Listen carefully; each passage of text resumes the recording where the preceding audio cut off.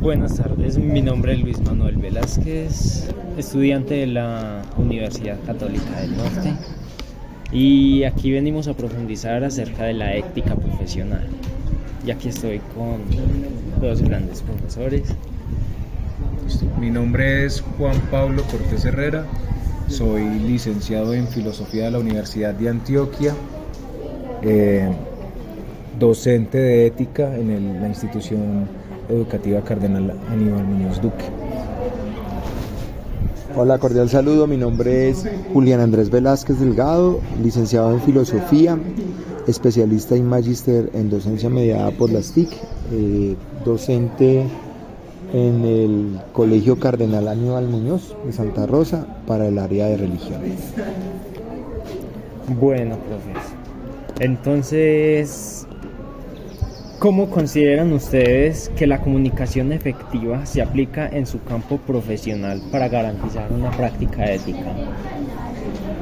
Bueno, en primer lugar, la comunicación efectiva es muy necesaria en toda la labor docente, además de la asignatura de ética, ¿sí? La comunicación efectiva nos permite, digamos, hacer llegar esa información que nosotros queremos transmitir y eso que queremos enseñar dentro de nuestras clases, y sobre todo con el objetivo en ética de poner en cuestión las prácticas en relación con la teoría.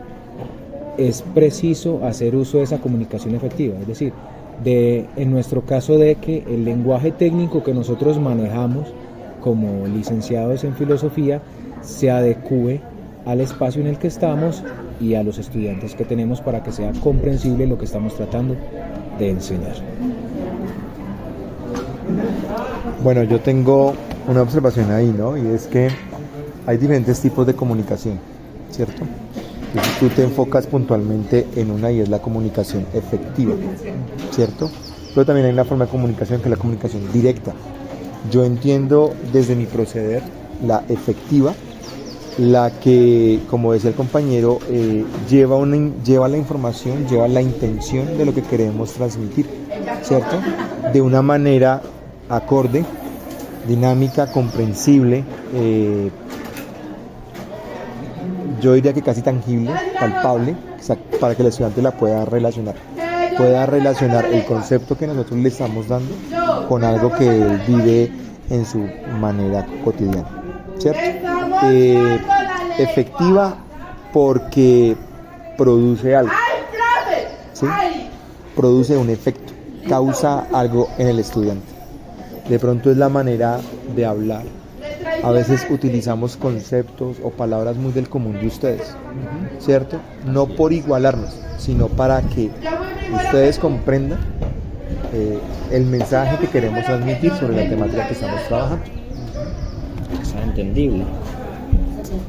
Bueno, ¿cómo pueden describir una situación en la que el trabajo en equipo sea crucial para abordar un dilema ético en su área de trabajo? Pues en general, cuando se trata de analizar un dilema ético, la idea es que cada quien comparta su posición, porque el dilema ético básicamente es una discusión acerca de dos o más posiciones respecto a una situación en donde hay o debe haber una valoración ética. Llámense los ejemplos que aparecen en internet acerca de la decisión de salvar a alguien o a otra persona, que son como los ejemplos de dilemas más típicos, pero pues abundan, y siempre debe haber esa correlación, siempre debe haber alguien que tenga su posición a favor, otro que tenga su posición en contra, porque la idea es poner en juego esas dimensiones, es decir, nada es totalmente absoluto en cuanto a la ética, porque la ética misma depende también de cómo valoremos nosotros mismos, ¿sí?, lo que estamos viviendo en sociedad. Es como el lenguaje que se va modificando a través de la historia. En ese sentido, cuando nosotros hablamos de dilemas éticos, siempre tiene que haber un trabajo conjunto, ya sea que lo organicemos en grupos o ya sea que pidamos la opinión de cada uno de los estudiantes, pero siempre debe haber esa, digamos, esa contraparte. porque eso es lo que nutre la construcción de las nociones y conceptos éticos. De ahí es de donde sale la definición de aquello que nosotros vamos a aceptar como bueno y eso que también vamos a decir es malo. Bueno, yo discrepo un poquito ahí. A mí en lo personal, ese tipo de cosas de los dilemas morales no me gustan, porque eso es muy capcioso. De hecho, hay que tener en cuenta que hay una diferencia, tiene que haber una claridad o una distinción entre qué es ética y qué es moral. Hasta donde yo recuerdo, la ética es particular, ¿cierto? Particular del sujeto. Sí, y en ese sentido es teórica porque, bueno, tiene una dimensión universal, ¿sí? En la que nosotros la podemos acoger al nivel de las leyes, es decir, de algo que es deseable, o como los derechos humanos, que tendría o debería ser universal, ¿sí? Porque se trata de principios o reglas de conducta deseables para todo ámbito, independientemente del lugar o cultura en el que se esté ubicado. Y a diferencia de la moral, que la moral tiene un sentido específico. Por eso varía la moral según la zona en la que estés ubicado del país, porque también tiene que ver con las costumbres, o de país a país. Si te vas desde Colombia hasta Dubái, vas a encontrarte que nuestro sistema de valores con respecto a los códigos de vestimenta, el consumo de ciertas sustancias como el alcohol y el cigarrillo, va a variar demasiado, y las percepciones acerca del respeto, del trato con el otro, son muy distintas. Bueno, yo ahí, voy discrepo, yo entiendo lo que está diciendo mi compañero y es la definición, digamos, más asertiva que uno daría, ¿cierto? Sin embargo, para mí la ética es netamente particular, ¿cierto? Y la moral es colectiva. Es colectiva, convivencial. En esa es convivencial. Entonces, ¿qué es lo que pasa? Que en la sociedad nos ponemos máscaras o nos ponemos la camiseta, para hacerlo más coloquial. Entonces, ahorita yo no estoy ejerciendo como profesor, ¿sí? Entonces, digamos que esto sería descabellado, pero es que usted es profesor, sí, pero usted no puede juzgar a mí como profesor siempre, porque yo soy profesor, pero por encima de ser profesor, soy Julián, soy persona. Sí. No sé si me comprendas ahí, ¿cierto? Entonces, por ejemplo, hablábamos ahorita de las cuestiones de los derechos humanos, ¿sí? Hay un derecho humano que es el derecho a la identidad, ¿sí? Entonces, claro, es muy complicado priorizar un derecho sobre el otro. Supongamos que el derecho primario, el fundamental, es el derecho a la vida. Pero yo te digo, pero por encima de la vida está el de la identidad, ¿sí? Yo en lo particular, ahí es donde entra lo particular, como Julián, no como profesor Julián. Como Julián, yo considero, ¿no?, que primero está la identidad. O sea, a mí me parece muy descabellado y muy cruel a veces juzgar a la ligera tradiciones, como decía el compañero, de otros pueblos. No estoy de acuerdo que la mujer se mate, ¿sí? No estoy de acuerdo que la mujer se torture o se le haga cosas, pero generalmente nos suelen mostrar las prácticas que son desagradables para nuestro contexto occidental, de las mujeres, por ejemplo, que son asesinadas porque fueron infieles en un régimen absolutista, ¿cierto? Yo digo, bueno, y la pregunta es, o sea, yo lo juzgo, ¿por qué? Porque soy occidental y aquí la mujer tiene derecho a poner los cachos y a ser infiel. Pero hay sociedades donde no. O sea, ¿quién soy yo para decir que está mal hecho? Si es la sociedad, ¿sí? O nos gustaría que nos juzgaran porque entonces la mujer aquí tiene la promiscuidad o el hombre es promiscuo. ¿Sí me hago entender? O sea, es más fácil juzgar para nosotros desde nuestra comodidad occidental y decir eso está mal, ¿sí? Yo pienso que no, o sea, que es muy delicado intentar generalizar a toda la población mundial, que es a lo que le apuntan muchas leyes, sobre todo en las Naciones Unidas, como a generalizarnos. De hecho, te dejo la claridad ahí. No soy machista, lucho con romper una tradición machista porque culturalmente crecimos dentro del machismo, ¿cierto? Pero me parece muy delicado entrar a esa cuestión. Entonces, por ejemplo, con mi esposa discutimos sobre eso y yo le digo que lo que tiene que hacer La mujer en ese caso es huir y buscar salir de esa cultura, pero tiene que ser consciente que al renunciar a esa cultura va a perder parte de su identidad. Hay una película muy buena que les recomiendo ver que se llama La Buena Mentira. ¿Sí? Después, fuera de la entrevista, te comento un poquito sobre eso. O sea, vas a perder tu cultura, tu identidad. ¿Y qué es más doloroso? ¿Sí? Bueno,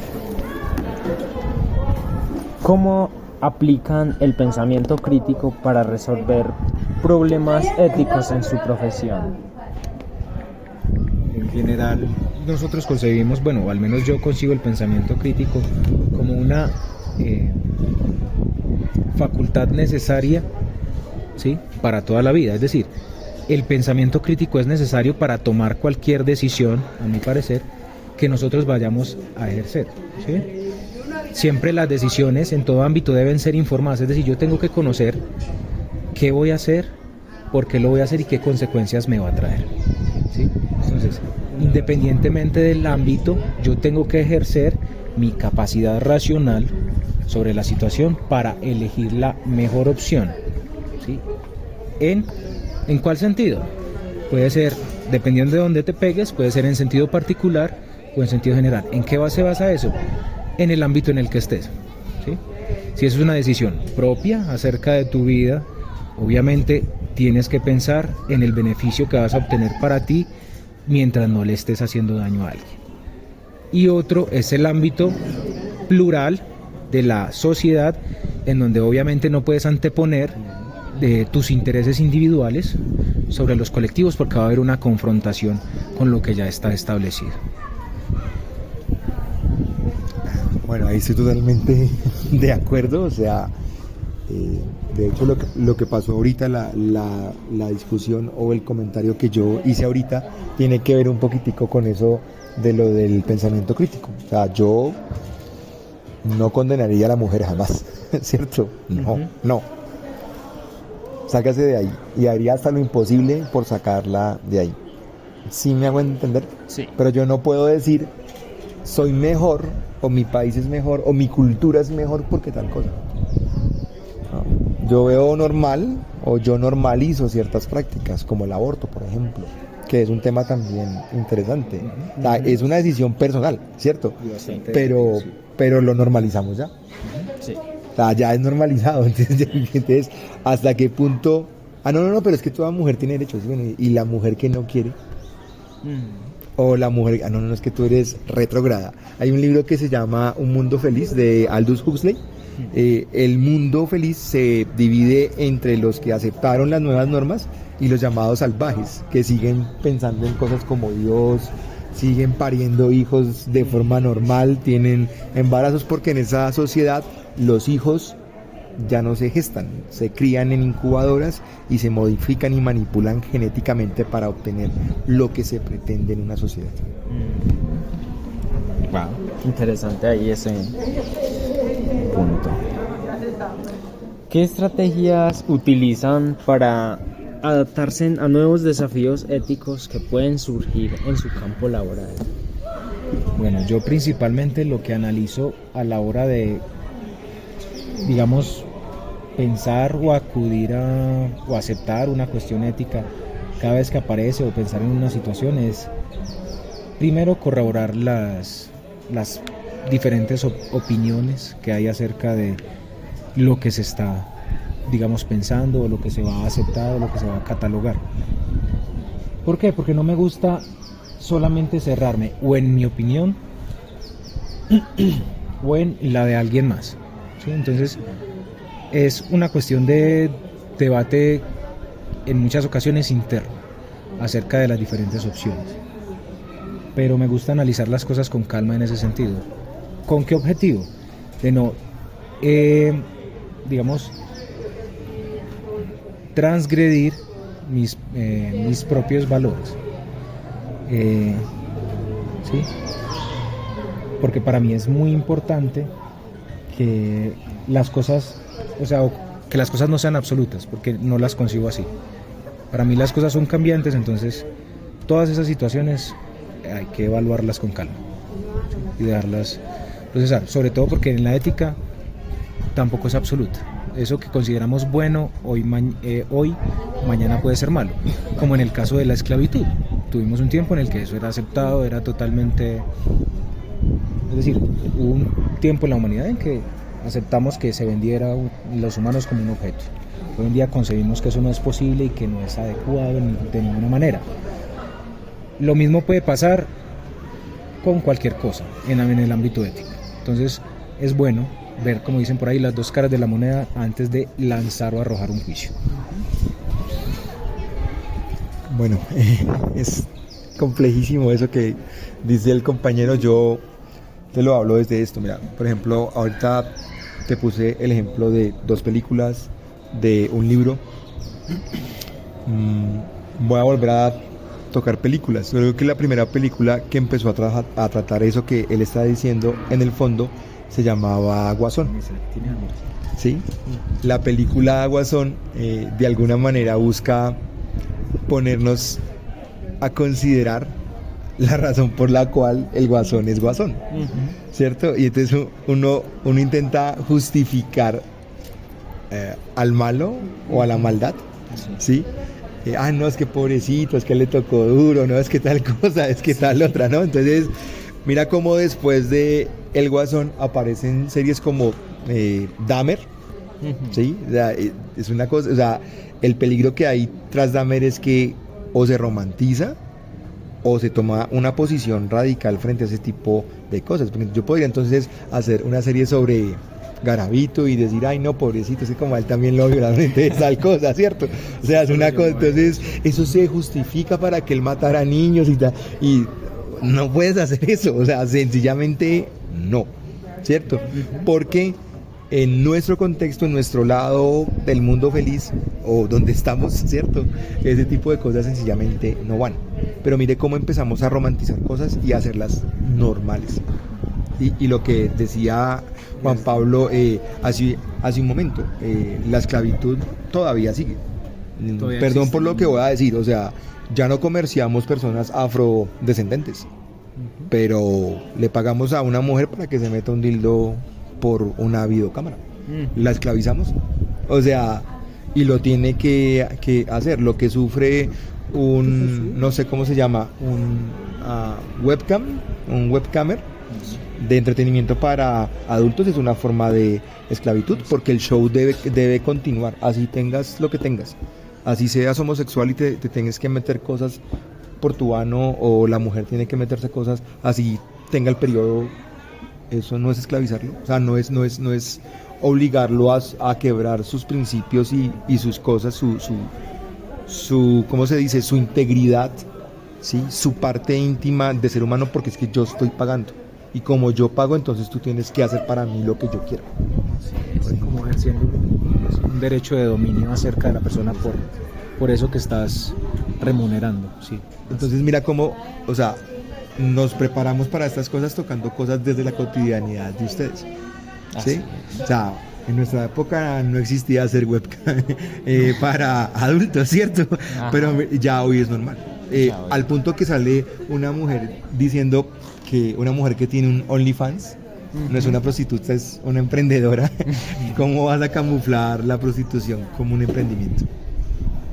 Así es. Bueno, ¿qué acciones tomas para liderar con integridad y promover una cultura ética en tu lugar de trabajo? Pues en primera opción, en mi caso lo que yo hago es seguir las normas de conductas adecuadas, y en el caso en que ya haya una situación en la que, digamos, mi propio código de conducta y el código establecido se ponga a discusión, trato también de evaluar esas nociones, pero siempre es tratando de seguir el código de conducta. Es decir, normalmente en el espacio de nosotros como docentes hay una norma establecida, pero porque ya se ha analizado y ya se ha trabajado en ella, y digamos, no es porque alguien simplemente dijo esa norma existe y así se va a quedar, sino que también se van trabajando. Entonces normalmente inicio por ahí, por tratar de seguir el código de conducta existente. Cuando ya, digamos, percibo algún problema en ese código de conducta, entro en confrontación, pero sobre todo a partir de ese análisis crítico. Yo en eso soy un machocante. O sea, yo en eso sí choco, soy un irreverente total frente a eso. O sea,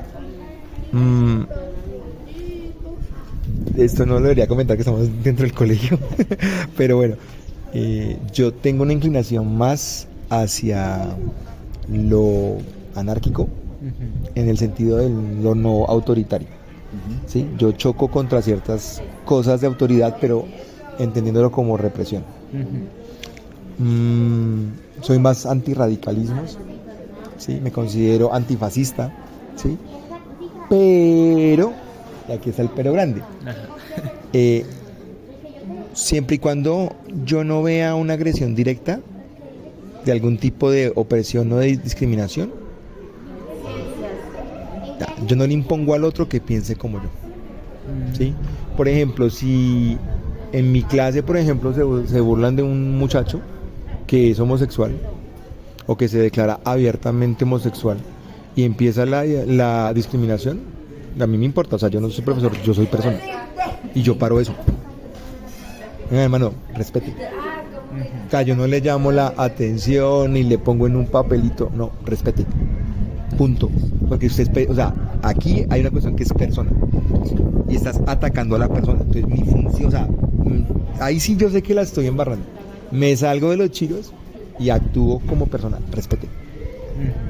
Porque así como él tiene derecho a manifestarlo, usted tiene derecho a manifestar en contra de, pero no a burlarse por la condición de él, o no a ridiculizarlo en forma de, o no subyugarlo por su condición o por su preferencia o lo que sea. ¿Sí me hago entender? O sea, es muy complicado porque aquí le exigen mucho y es complejo porque como docentes tenemos unos códigos de conducta, unas normas y todo el cuento, pero yo creo que el respeto no se negocia ni se ¿cómo se dice? El respeto no se mercadea. No se mercadea, o sea, entonces porque usted es un menor de edad y me puede echar la madrilla y yo le hago una anotación y en la anotación se queda. ¿Sí?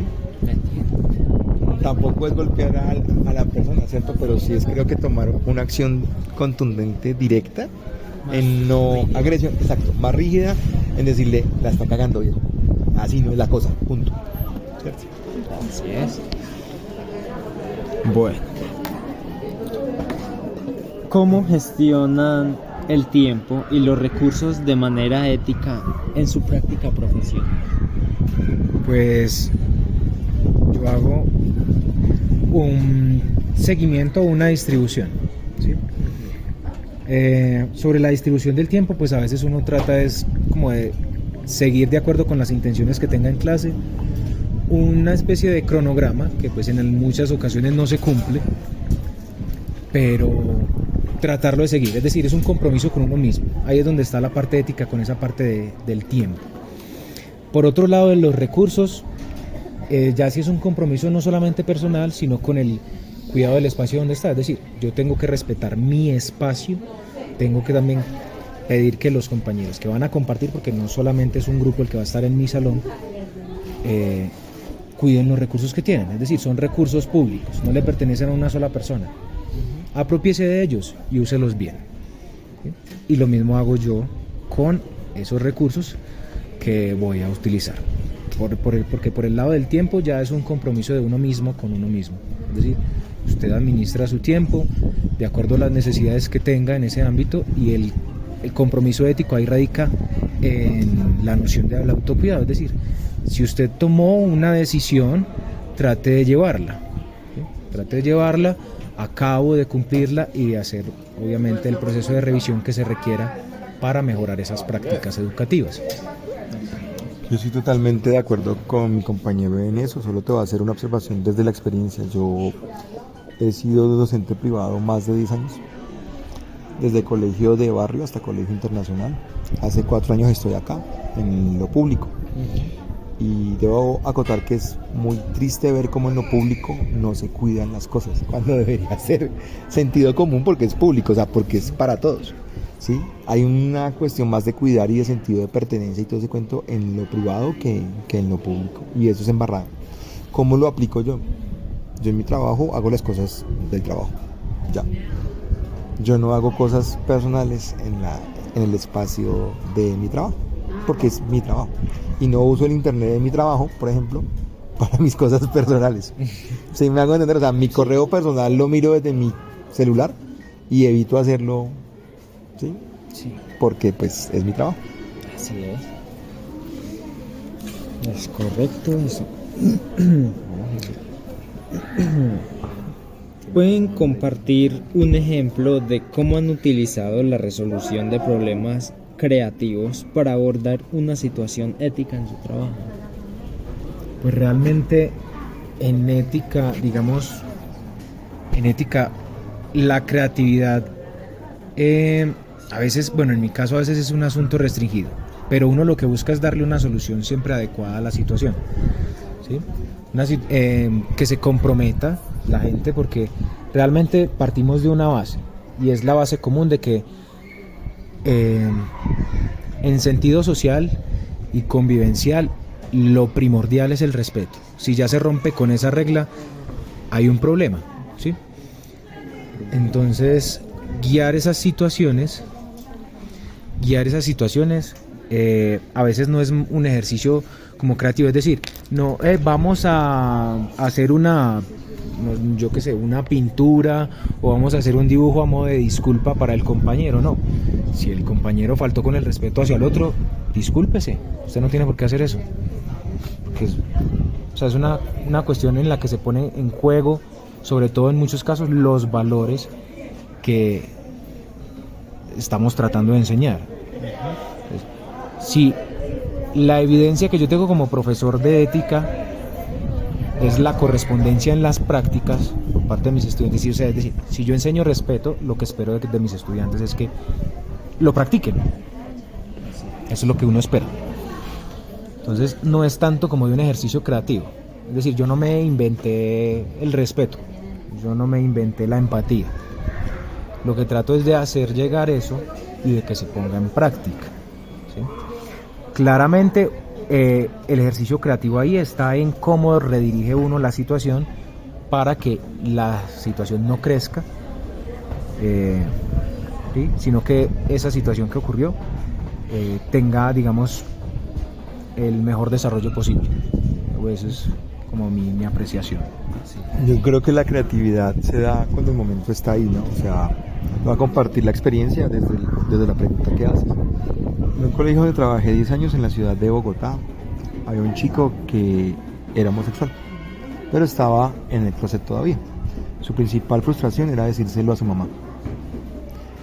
Solo sus amigas y amigos muy cercanos sabían que él era homosexual, ¿cierto?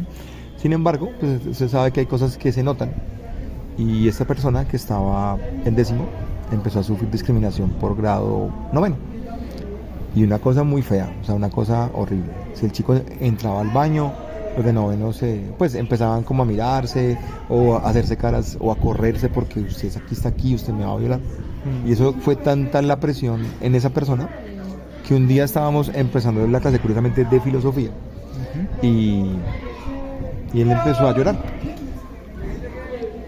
Y usted sabe que en el machismo se tiene la creencia estúpida que el hombre no llora. Entonces, usted en la clase, usted ve la situación, usted dice qué hace, ¿la ignora o la aprovecha? ¿Sí? Entonces usted empieza a hablar en la clase, o yo empecé a hablar en la clase sobre ese tipo de cosas. Entonces yo le dije, Nico, bueno, Nico es el apelativo, ¿qué te pasa? No, Juli, no, nada. Nico, habla porque es que, o sea, estás mal y a veces las cosas hay que hablarlas. Así es. Y bueno, él dijo, es que me mamé esta situación y qué pena, yo sé, hay mucha gente que aquí no le gusta lo que yo voy a decir, yo soy así, soy homosexual. pero estoy mamado de esto y esto y esto y esto y esto y esto, y esto. Yo paré la clase como tal. Algunos están de desacuerdo que Nico sea homosexual. Y hubo pelados que me dijeron, no estoy de acuerdo. Pero tampoco estoy de acuerdo con que le hagan eso. Porque lo que nos ha enseñado Julián es, por encima de todo, eres persona. Y tú podrás tener tu gusto y yo no estoy de acuerdo. Pero tú eres persona y nadie tiene por qué hacerte sentir asco o como si tú fueras un violador, porque eres homosexual, no eres un violador. Y al final fue muy bonito porque uno de los pelados que era abiertamente homófobo, que es respetable, dijo, no, lo que es con usted es con todos nosotros, porque usted es de décimo y somos familia. Y era una chimba porque después estos pelados iban con él al baño a ver si los de noveno le iban a molestar, ¿sí me van a entender? Y se casó una agresión fuerte, o sea, una tensión entre los dos grados fuertísima, ¿sí? Porque era ver a un homófobo haciendo valer el respeto y el derecho del otro. ¿Sí me hago entender? Aunque no estaba de acuerdo, pero nadie tiene por qué pisotearte en tu dignidad. Ahí está la creatividad. O sea, tú te la pescas y tienes que mirar cómo lo vas a voltear, cómo lo vas a aprovechar. Wow.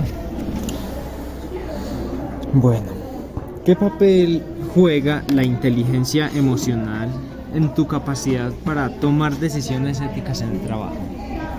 Bueno, de hecho, para mí es muy importante. Suelo trabajar mucho a partir de la idea de inteligencia emocional. Sobre todo uno de mis autores favoritos en ese tema es un psicólogo estadounidense que se llama Daniel Goleman. Y el hombre lo que dice, hermano, nuestro éxito en la vida depende de la inteligencia emocional que poseamos. Es decir, de cómo gestionemos nosotros nuestras emociones y de cómo reconozcamos y tratemos con las emociones de los demás. Es decir, yo puedo tener mucho respeto por mí mismo, puedo tener una buena autoestima, pero si yo voy en detrimento del respeto del otro, de la autoestima del otro, estoy fallando.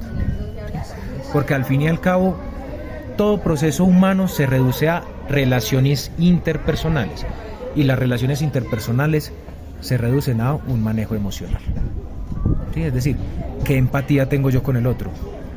¿Cómo reconozco yo las emociones del otro? Y cómo trabajo a partir de eso. No se trata de manipulación, sino de decir, bueno, yo reconozco tal situación en tu caso, sé que te estás sintiendo mal, me disculpo o pase lo que pase, tomo la medida necesaria con respecto a eso, ¿cierto? Para mí es muy válido y como docente lo que más nosotros tenemos que hacer en muchos casos es un ejercicio, en algunos casos de autocontrol, ¿sí? Porque aunque nosotros no estemos de acuerdo con ciertas cosas, hay unas bases, ¿sí? Que tienen que ver con la comunicación efectiva, con la comunicación asertiva. Es decir, hay formas de expresar las cosas. O sea, yo puedo hacerte un reclamo de dos formas, de forma grosera o de forma adecuada, ¿sí? Y probablemente entiendas mucho mejor el reclamo que te estoy haciendo, el regaño que te estoy haciendo, la corrección que te estoy haciendo, si yo comunico de forma clara y de forma respetuosa lo que te estoy queriendo decir. Entonces, eso requiere de mucha inteligencia emocional. ¿Por qué? Porque en algunos casos hay situaciones que por criterio personal obviamente uno va a decir, no, pero esto no lo soporto. Es decir, una transgresión grave, cuando se pasa, como decía el compañero ahorita, por una situación como esa, que es un irrespeto, o se pasa por encima de la dignidad de alguien, y cosas de esas que uno dice, no, hasta aquí llegó, tocó la tapa de la olla. Pero que en nuestro ámbito hay que saberlo, como dicen por ahí, hay que saber decir las cosas, saber hacerlas. Es muy necesario. Sí, porque también es identificar en el otro las necesidades que tiene, tanto afectivas como académicas. Es decir, no todos venimos todos los días con el ánimo suficiente para estudiar. Como personas, ese ánimo varía, ¿sí? y en ese mismo sentido nosotros no podemos tenerle a la misma constancia exigiendo lo mismo ni a todos ni en todo momento. Bueno, como se dice por ahí en los textos, idem lo que dijo el compañero y opsit el ejemplo que te conté ahorita. O sea, ya eso es puntual. O sea, hay que aprender a leer al otro. A veces es complicado. Eso de la inteligencia emocional es algo complejo porque uno también tiene su raye, su historia, ¿sí? Y más cuando hay de por medio esa transgresión a la dignidad del otro. Correcto, profe.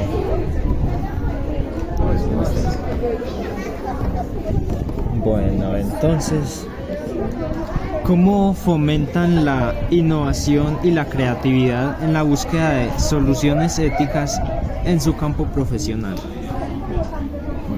En ese caso, para, digamos, impulsar esa parte en los estudiantes, yo lo que hago más en ese sentido creativo es qué respuesta me puede usted desde su opinión brindar. Es decir, nosotros construimos todas esas nociones éticas a partir, primero, del entorno donde crecemos, porque muchos de los valores, reglas y normas de conducta o cómo asumimos nosotros lo que pasa a nuestro alrededor, el comportamiento de los demás, depende de lo que nosotros aprendemos en nuestro entorno. Y el primer entorno es la casa, luego la escuela, luego la sociedad, ¿cierto? Como decimos por ahí, la calle.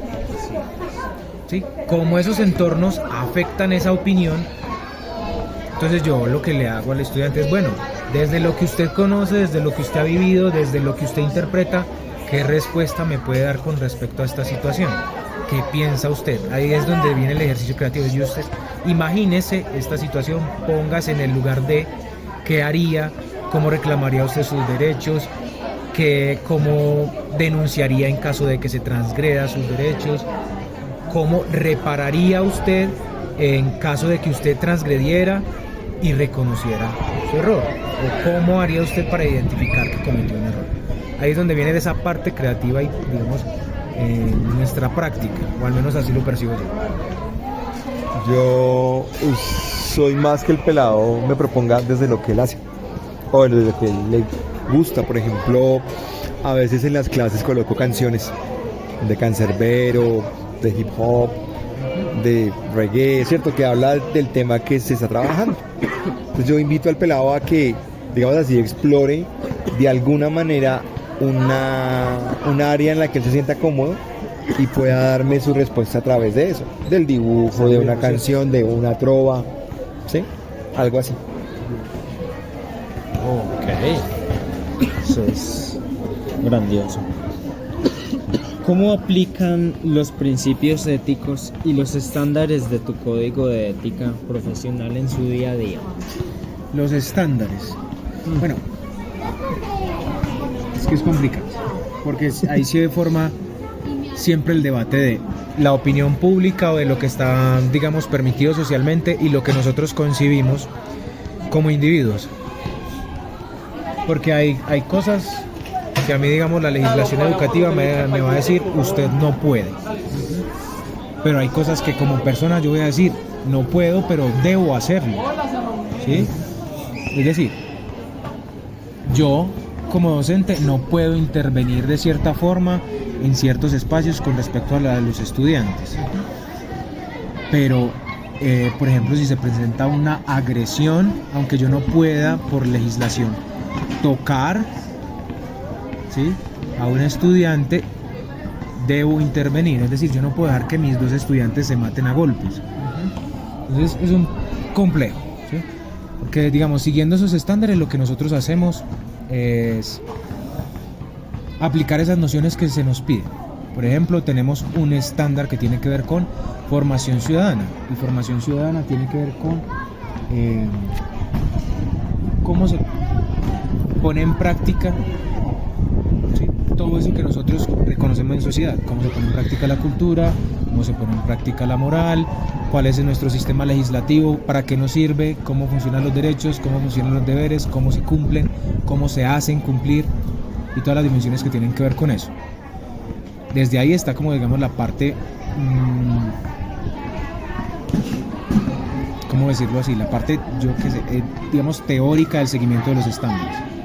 Pero sí es problemático en esa parte de que está esa pugna entre lo que me permite a mí el estándar o lo que no me permite y la parte personal. No, totalmente de acuerdo. De hecho, yo te iba a poner el mismo ejemplo. Es exactamente igual. O sea, yo no lo puedo tocar, pero entonces que voy a dejar que lo masacre. No, usted sabe que en una pelea toca separar. Y entonces toca separar al agresor del que está siendo agredido. O de cualquier. Sí, o sea, sí, sobre todo hay veces que el victimario no responde. ¿Cierto? Por temor, por actitud o por simplemente no, yo no quiero responder. Entonces, ¿cómo voy a dejar que el otro lo coja a mansalva? Hay que actuar. No lo puedo tocar. Por ejemplo, ese cuento de que tengo que darle oportunidad hasta el último día de clase. A usted en la universidad, por ejemplo, usted le dicen es para tal fecha y es para tal fecha. Usted no trae algo y tiene 0. Y la oportunidad de mejorar, no, mijo, tiene más actividades en el semestre y ruegue para levantar un 0. ¿Sí o no? Ruegue y, mejor dicho, péguese al piso a ver dónde va a levantar un 0. Ahí la diferencia. Mire cómo a veces se sesga mucho de la escuela a la universidad. ¿Sí? ¿A qué le apostamos nosotros como docentes, formadores para la sociedad? A usted no le van a decir, ay, usted llegó tarde hoy, entonces, venga, yo le pongo esta actividad de formación para que no llegue tarde, ¿no? Usted llegó tarde y a las 3 llegada tarde usted tiene un memorando. Y a los 3 memorandos, para afuera, chao, perdiste. No te pusieron ni a recuperar ni nada por el estilo. Así es. Bueno, profes, les agradezco su tiempo. Muchas gracias.